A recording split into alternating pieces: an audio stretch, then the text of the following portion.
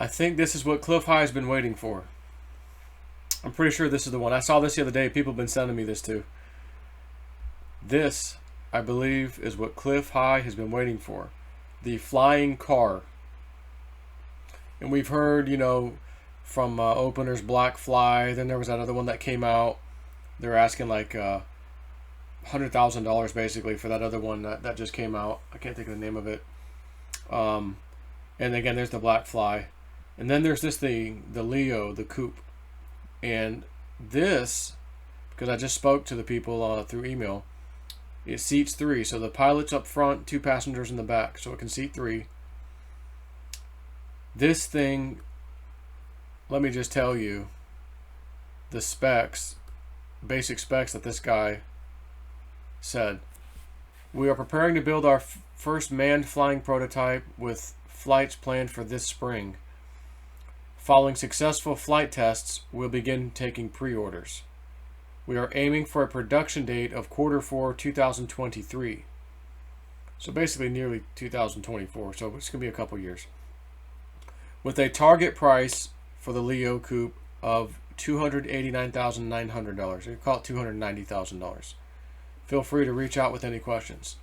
Now, from what I understand, this sucker has an hour-long battery of flight and can travel at 250 miles per hour.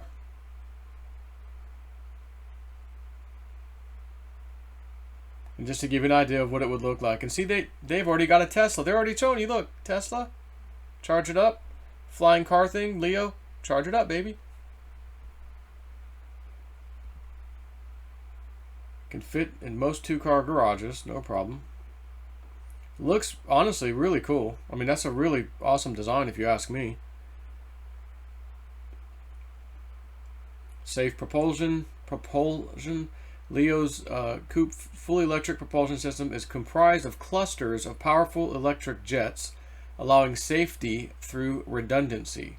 Shrouded within Leo's wings are non-exposed rotors, eliminating danger to those around the vehicle.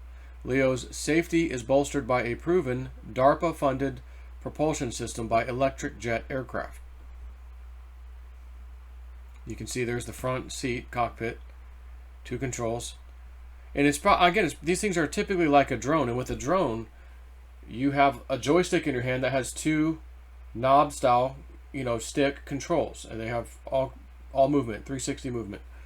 And typically the left one, up and down, makes you go up and down, and then left and right on that same left stick will make you spin, I believe, left and right, like a circle, while staying stationary. And then the right stick would be forward movement, backward movement, left movement, right movement. So I saw there was a picture, a little luggage here, and there was like 2 people, and there was like 1 seatbelt for the 2 people that were back here. It was interesting how they had that, but it really looks cool. I mean, it's 250 mile an hour. Are you kidding me? Floating pilot seat enhances the exhilaration of flight, and our easy to learn semi-autonomous controls make flight simple. Until fully autonomous tech is mature, we believe there's nothing like a human pilot on board for added safety and security. Again, it's just like a drone, modern drone, I should say. You lift them up off the ground, they're communicating the whole time with GPS. They've got like electronic compasses and things that will keep them still. You let go of the controls. If I'm flying my drone and I'm just full speed ahead, or I'm full speed, I'm making a banking turn, or whatever I'm doing, I just stop and let go of the controls. That drone will stop very rapidly and sit there and hover and just stay still. And if the wind's blowing at it, it's going to be like, nope, the GPS is telling me I'm moving. We're staying still. It'll push it right back where it was. I mean, you may not even feel it move back. It'll just be so easy and so quick to respond that typically it's like, whoa, awesome. So that type of system is what is in these big, larger manned drones. It's the same electronics, the same equipment. It's just bigger, more powerful motors, more powerful batteries, that sort of thing. So it's not like flying a helicopter where you have 3, pedals. You've got the cyclic in the right hand, controlling forward, back, left, right. You've got the collective in the left hand going up and down, and then the pedals to keep your nose straight and this and that. I'm telling you, look, the helicopter, modern aircraft, they've done us well since, the late 1800s, right? When we first, the Wright brothers. But generally speaking, they've been very similar designs. Nothing's really changed. Even my helicopter, whether it's a 1984 model, the 1969 model, the 2015 model now, whatever, newer, it's the same helicopter, made the same way, with the same parts, basically, in the same system. You can't let go of really anything because, maybe the pedals, possibly, as you're flying to an extent, but you pretty much have to have your hands on the controls. And it's very difficult to learn how to fly a helicopter. Believe me, I know, because I'm doing it. And I'm at a level now where it's not really too hard for me anymore. I can handle it. But I realized what it took to get there. And if I just hopped in one of these drones, you'd like the people at Black Fly said, you'll be done in an hour to 2 hours of training. You're ready to go. That's how easy it is. So, and this is no different. It's fast, 250 mile per hour flight speed, and over 1 hour of flight time per charge make rapid commutes to the city from your dream home possible. Think about that for 1 second. When you're in the air, it is a straight shot typically. You're going to climb to a certain altitude, and then you're just going to, as you're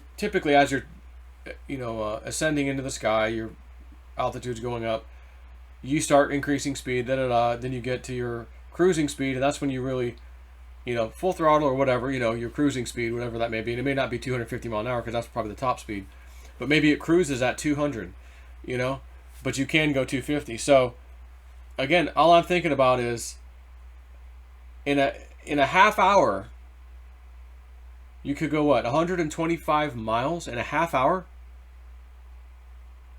That's just incredible. And I say a half hour because that's the half of the full charge. And once you land, obviously, okay, plug it in. You're going to start to see airports, in the future where they're just having charge stations. You don't go to the fuel station anymore, like I do with the helicopter or the trike. You go to the charging station. There'll be like a, Tesla's supercharging station. It'll be one at the airport. Not necessarily Tesla, because this isn't Tesla, but you could have a couple of these supercharging stations, and if things charged up and or at least up to 80%, because usually the lithium technology, you charge them up to 80% pretty quickly, and then from 80 to 100, it takes a bit longer. It's just harder to get that extra charge into it. But again, 80% of your charge back in a half hour, maybe 20 minutes. It's just now we're getting somewhere with the battery, this kind of technology. The Black Fly at 25 minutes, and that other one, the Jetson, that's what it's called, Jetson 1. Also, maybe that one might even be 20 minutes, I think. I don't even know if it's 25. And I'm like, you want $100,000 for someone to go buzz around for 20 minutes? Or 25. And I don't know what Black Fly is going to sell for. They said a cost of an SUV. Well, what does that mean? A high-end SUV at, $60,000, $70,000? But the other one's no, we're charging 100, and they were selling them. So anyways, this, my friends, is the Clif High technology we were talking about a long time ago. We're doing the Three Amigos. He's like, yeah, with the flying cars, we want the flying cars. This is just cool, man. So I'll tell you something else I was just kind of peeking at. I'm thoroughly enjoying flying the helicopter, by the way.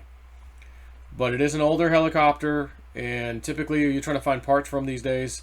It's like, call a place that works on them, has spare parts, extra parts off of one that was either wrecked or damaged, or certain things were timed out component-wise, but others weren't. They buy them for parts, and you can buy them used, and they'll tell you how many hours is left on the used part. So I actually had to buy a main rotor thrust bearing recently because mine has 120 hours left on it, and the one I bought has about 1,700 hours left on it. Years-wise speaking, in all honesty, 1,700 hours could last you about 17 years. Typically flying 100 hours a year, is kind of common. So, I had around 480 or 5 something left on my engine. Again, it's about 5 years of me flying. So I'm thinking, what else is out there that's going to do a 3-seater like mine, 3 seats? Because, me, JC, and Dave, we're out in New Mexico. I got to have 3. Minimally 3, 4 would be cool, but it's okay. 3 will do the job. And when you start doing 4 and 5, well, then there's a back seat typically. So then your helicopter gets even bigger, longer. And I'm like, I like a smaller helicopter, short profile, that's kind of what I want. So this one's kind of new to the scene. They came out, I think, in 2015, and they've got their assembly line chugging with these. Now, these are what they call a kit-built helicopter, similar to a Mosquito or an exec, Rotorway exec, which now they have the Talon over at Rotorway. But it's still a kit built. And they'll be like, well, it's kit if you want to put it together, but we'll put it together for you too. Of course, we charge extra, but we'll build the thing for you. The issue is if you do a kit, or you let them build it, and then you buy it in full, you're not really allowed to work on it yourself. See, like the helicopter I have is not a kit helicopter. It's a real helicopter. And you know, FAA guidelines, blah, blah, blah, blah. I can never work on it no matter what because I could have never put it together myself. They don't offer the option. I can't do 51% of the build, which qualifies me to be the one who gets to work on it from then on. Like if something for my own annuals or whatever, I can work on it. That helicopter I got, that Schweitzer, there's no such thing. So I have to take it to an A&P mechanic every year and let them do an annual and blah, blah, blah, blah, blah. And of course it costs money, blah, blah, blah. So I'm like, looking at this thing and I'm like, this thing looks pretty cool. And this would be the kit price if you were going to build this, is about $200,000. And I'm talking again brand new. And they make a turbo and a non-turbo version of the motor. It's got a Lycoming similar to my engine's a Lycoming at my helicopter. This has one, but they also have a version that has a turbo, and the turbo version has a lot better performance, like way higher you can go in ground effect, out of ground effect, way higher. And I'm like, yeah, that's what I'm kind of going to need in those mountains.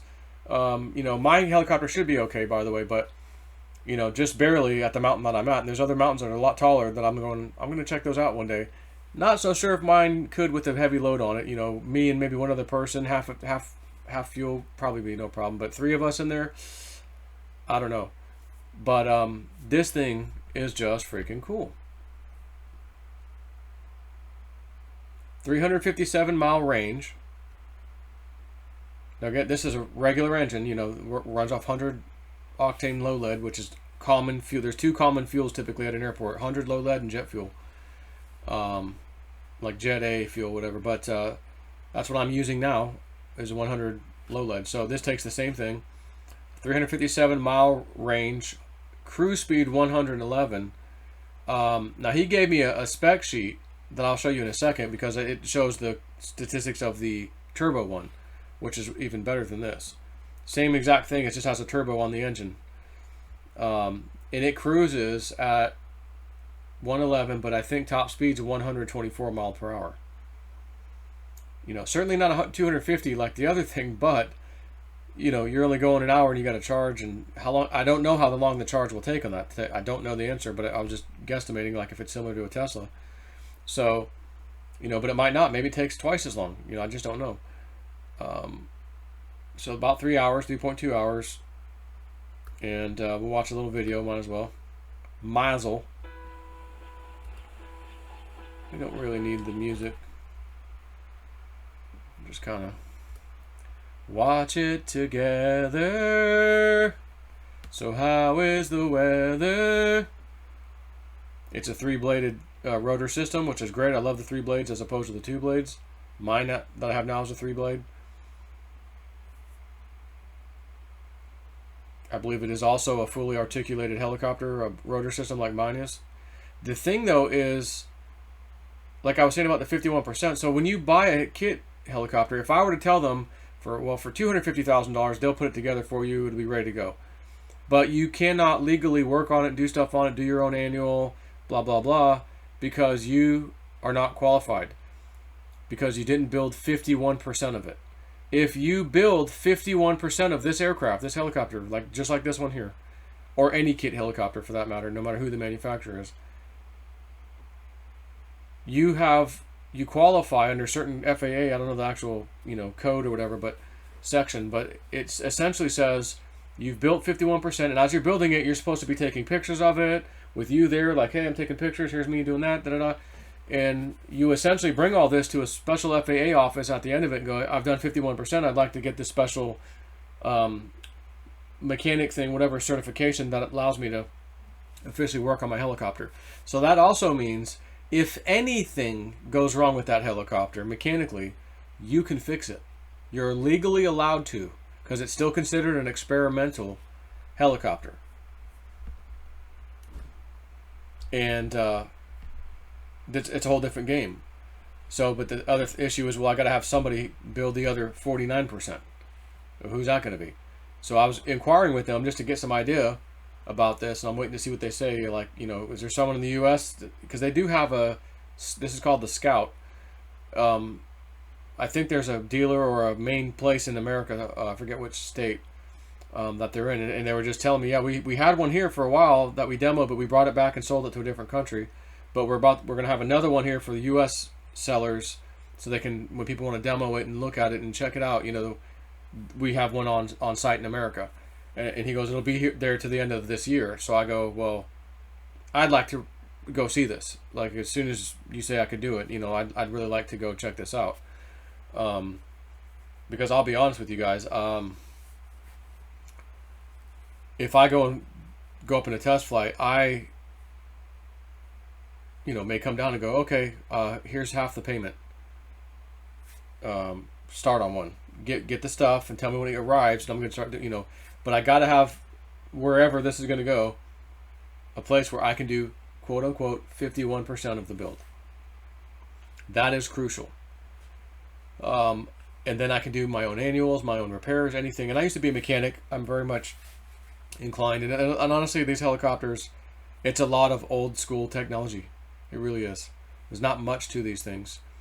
And I'd like to be able to do my own annuals, you know. But if there was some kind of repair major thing, honestly, I don't think I would do it. I would just take it to their place and let them repair it. I'd pay them. But at least I can do my own annuals every year. I don't have to fly it somewhere and hope that, oh, can you work on this helicopter? Are you guys qualified? Well, not really. Pain in the butt. So anyways, that thing's cool.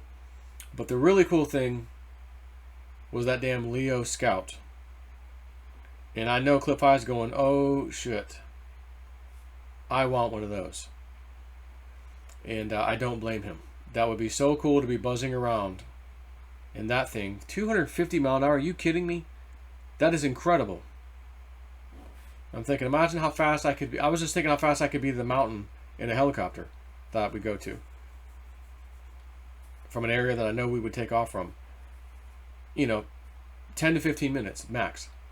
Where it would take us an hour and, you know, half hour and 45 minutes to get to the spot we want to get to up in the mountain. Like, that's just stupid. But imagine lifting off in that thing at 250 mile an hour potential. I don't know how fast it can get to that speed. So, you know, does it take a minute? Does it take 30 seconds? I mean, you know, some of these things, like a drone, you've hit full speed. The thing's cooking pretty quick. So maybe in these things, it just rockets up fast. And you're like, holy shit, we're already at 200. You know, in 20 seconds, we're at 200, or maybe not 20, but, you know, a minute, we're at 200 mile an hour. You know, something like that. And, okay, we made it to the mountain in 3 minutes. Slow down, you know, slow down. You know, obviously you got to slow down before you get there. All right, set her down. You know, we wasted, you know, 5 minutes of battery. Set it down. You know, I mean, you could get to so many places so fast. It'd be so freaking cool. So I'm just looking forward to this kind of technology. I'm so happy to be alive right now. And I was talking with Julianne. I had a reading with her yesterday, Tuesday. And I do it every now and then, but we had a bit of a skip of a time. It's like, hey, it's time to do one. So we did one. She talked to me first, had a bunch of questions about certain things. She gave me some answers, and then, okay, let's do the channeling. They came through. Sometimes they don't always come through, people. And she had told me some stuff that's I can't really repeat because it's about me and, you know, whatever. But long story short, I had some questions about aviation stuff. And I asked her, you know, because this is new to the market. I don't be buying something that's super dangerous, you know. But again, I've done my research already. I think this is going to be like epic what they're doing here. And she got like a resounding yes, go for it. If you go and try to get this helicopter or you want it and whether you sold your other one or this or that, you know, whatever ended up happening, she goes, I'm hearing like a resounding yes, go for it. If that's the one you want, go for it. This is a good one, you know. And I'm like, okay, cool. So I started looking, inquiring a little bit, and there's at least a year wait time, I think, to have one of these built. But again, I don't know if that includes, well, what if I want a kit? How long do I have to wait? And are you going to ship it to the people you have here in America, wherever state that is in? And if you do, then I guess I gotta get my sorry ass up there for some periods of time as they work on it and build it, so I can do my 51% where I helped, or my hands on, take my pictures, da da da da, so that I can work on this thing and be legit. So again, crypto, come on baby, My Mama Snip 4 went and ate breakfast with her this morning, and she thinks the market's getting ready to get out of its lull and maybe start heading up. And like she's basically saying similar to what the other psychics have been saying about this, like maybe February, March, good, be wary of April, and then later summertime, good again, So we have a couple times where it should be good. February, March-ish, and then may want to take some profit before April, or, and then, okay, after April, May, June, July, whatever, she thinks June, July, summer basically, it'll be a nice, nice pump again. And she's not saying how much. Is it going to skyrocket? Is it just going to go up? She doesn't know, but she felt like that's how it's going to go. And that's how the other people thought too. Now, she didn't say April. She just felt like there was 2 periods that she saw, like, it looked good. And she goes, and I think, honestly, it might even be end of January. Like, I know we're getting there now. She's like, but we got a couple weeks left. She goes, I think we may start seeing it over the next few days where it may start to go. She goes, but even if it doesn't in January, where it's like, well, it didn't really go up. She goes, I do still think for sure, like February, March should be pretty good. So it would be real cool. Now, I told you my story about Shiba. Spirit, can I have 50% profit, please, so I can just use the profit to buy this helicopter, the one I got? And that would be really wonderful. Thanks. What do they do for me? How about 100%, Joe? Matter of fact, it was more than 100%, a little over 100%. How about that? Oh, fantastic. I took 50%, did the helicopter thing. The other 50%, put it in stablecoin, sat and wait. And then bought all the way down Shiba, 4,800, whatever, 4,500, 36 or 38, then 36, then 32 was my lowest. All my orders filled, boom. And now I've been waiting. And then again, we had Matic come into our orbit. I talked about that the other day in the live stream. And I'm going, I got to move a little bit of things around, but I got to get some more of that stuff. Or not more. I had some and then just a little bit extra.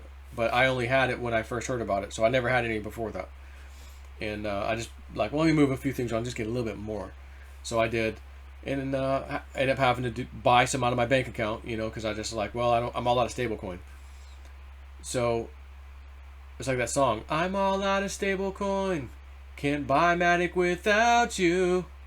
Believe what I say. So it would be freaking awesome. Spirit, I know you're listening. But first, I must say to Spirit, you guys have done so much for me and my people. But I'm talking to me right now. I can't speak for you. You've done so much for me, Spirit. Just incredible. My life has changed drastically. And I owe it all to them. And they, 50% profit here. How about 100%, Joe? Oh, wow, thanks. All within like 2 weeks, done, like that fast. I was like, oh my God. So I'm just going to say it would be really cool, awesome, if I did that shit all over again and Matic went apeshit or Shiba starts going apeshit again.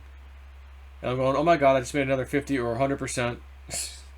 And this guy got back to me. He's going to let me demo the helicopter in a week, blah, blah, blah. I'm going to go fly somewhere up there to go meet him or drive up there, fly the thing. Oh my God, this is epic. I want one. Do you guys take crypto or do you want the cash? It's up to you. Okay.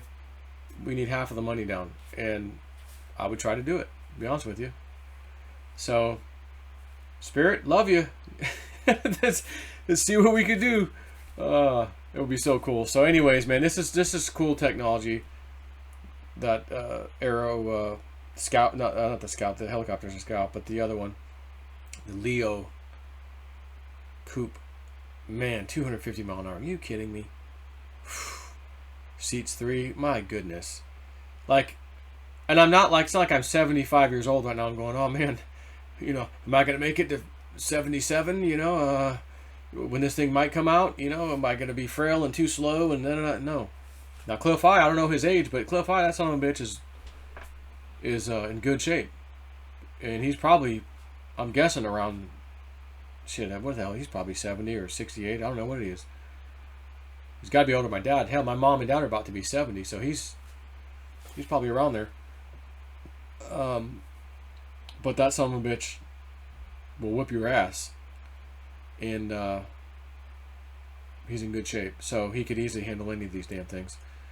So Uncle Clif, man, be ready. 2 more years, man. 2 more years. And the flying vehicle that you talked about with me and Bix and the Three Amigos a few years ago, and it was during that talk, I go, hey, check this out, guys. And I first saw the black fly, so I played it. And you and I and we all watched it, and we were both like, oh my God, that freaking thing is so cool. And that's the one that only goes 25 minutes now and seats 1 person. Like, hello, this thing just came out. Oh my God, 2 years they're going to be ready. Wow. So that's all I got for you. Take it easy.